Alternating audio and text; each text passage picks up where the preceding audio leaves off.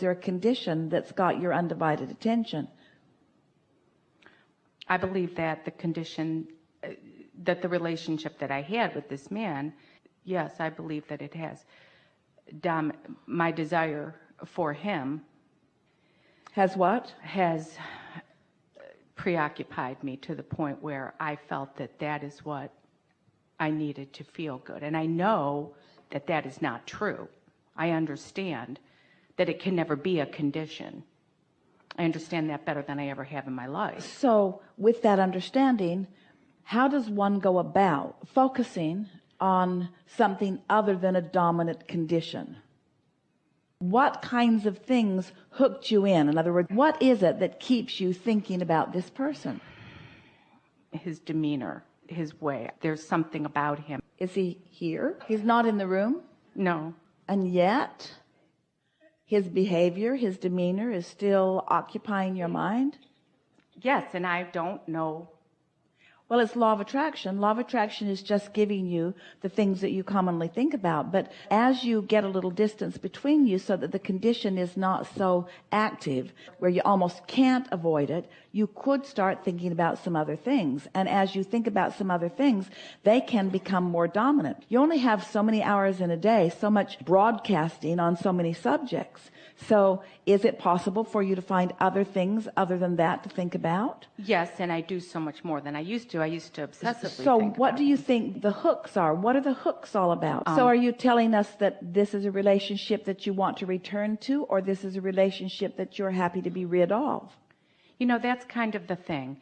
I feel as if that relationship has brought me more clarity about the type of man I would like to be with. And there's many aspects of him that I enjoyed. So we talk about this vortex, this vibrational reality. Does it feel to you that any one person, or specifically this person, is the path of least resistance for your desires to be fulfilled through? I'm not quite sure. Does it feel to you that of all of the things that this relationship has caused you to desire, does it feel like moving back into that relationship is the path of least resistance to fulfilling all of those desires? No. You feel sure about that. We can feel that from you. And you said something earlier that lets us know that too. So what do you think it is that causes you to keep looking back? We'll tell you what it is. Okay. And you're not alone in this. Yeah. Almost everybody does something like this, but it's that the manifestations is more real because there's more to see and more to hear and more to taste and smell and touch. In other words, the physical reality feels dominant to you. That's why we spend so much time wanting to convince you that the physical reality is not dominant, the non-physical reality is dominant, and that if you can get your attention there, that it will morph into an improved physical reality. You just can't get there from there. You cannot look at a segment of life, whether it's a personality of someone or whether it's a relationship that you had. You can't spend your time looking at the specifics of that and at the same time harmonizing with the expansion that you've made because of that. Yes. And that's why the hooking in is so strong, because the very person, hear this is really a powerful and important thing to understand. The very person that has given you the bounce, that has caused the expansion, that has contributed so mightily to this new you, to this new vortex, to this powerful, evolved you, is also the person that's keeping you from moving to it. Exactly. Yes. Yes. And so if you could be a better selective sifter, and we're not putting you down for how you're doing because everyone sort of observes, but if you could be a better selective sifter, if you could look into the details of that relationship and just remember the parts you really liked, then those parts, that active vibration, could then move you more quickly into a place where this vortex is manifesting into something else that is pleasing. But because there's both wanted and unwanted in that vibration, when you go there for the good stuff, you often find the not good stuff too. Yes. And we want to say it again. It is so natural and normal that the very person that caused you to take the bounce would be someplace that you want to keep looking.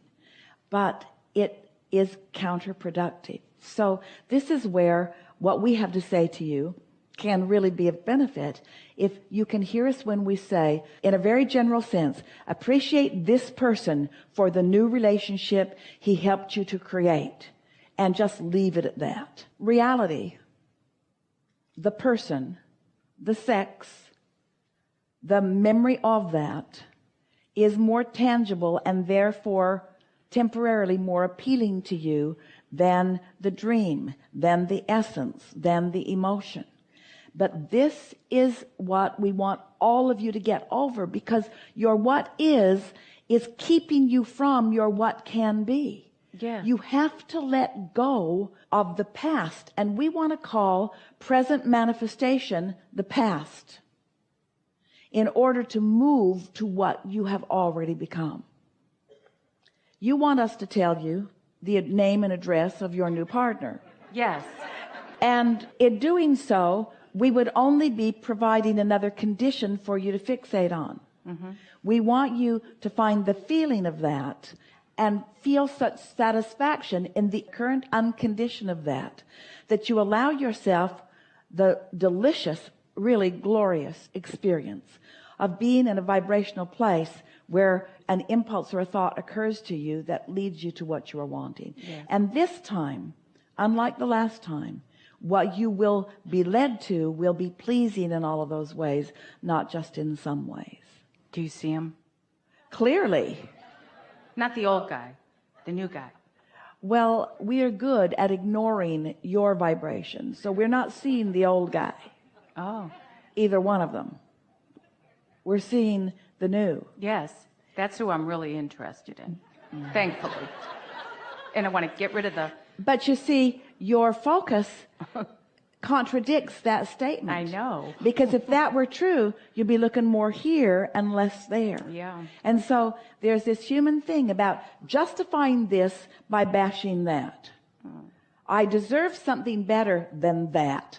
But the whole time you're doing that, you're getting that. You're holding yourself there. So it helps to feel appreciation. And you said the words, you help me to know more clearly what I do want.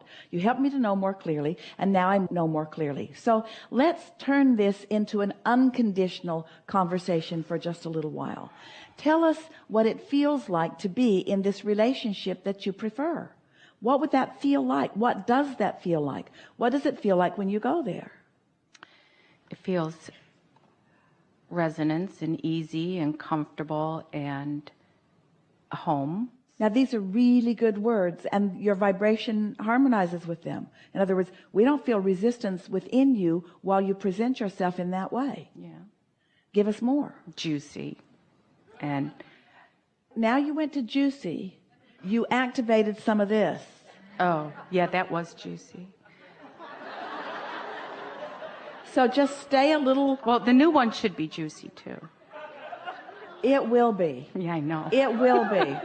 But feel how the yearning came with the latter statements that wasn't there with the earlier statements. In other words, feel when you start tipping, when you start making it more conditional than unconditional. Mm-hmm. We get it, why. You all want to rush back to the condition. But we want to remind you that everything that you want, every condition, every relationship, every material object, every pile of money, every single thing you want, every circumstance and event, everything that you want to be manifest, the reason you do is because you believe you will feel better in the manifestation of it. And we're not trying to dissuade you from that. We're just wanting to show you the path of least resistance to it.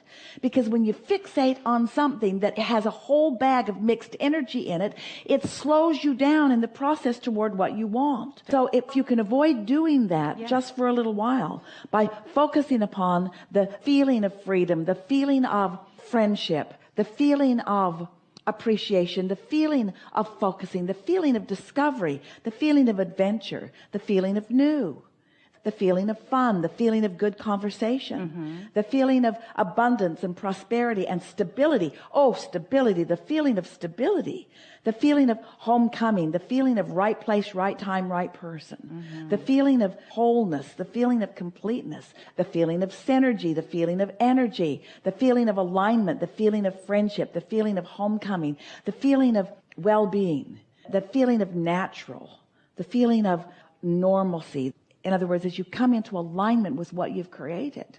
Now, you were with us and with us and with us and with us, and then a lonely feeling sort of swept over you. So this is what we're talking about. You just got to keep finding that feeling, and when lonely comes, find that feeling. When lonely comes, find that feeling. When lonely comes, find that feeling. And before long, you'll be so solidly there enough of the time, not all of the time, enough of the time, not all of the time, enough of the time that the fulcrum will tip and the impulse will be there and someone will come into your experience and you will both know. Yeah. All right? Yes.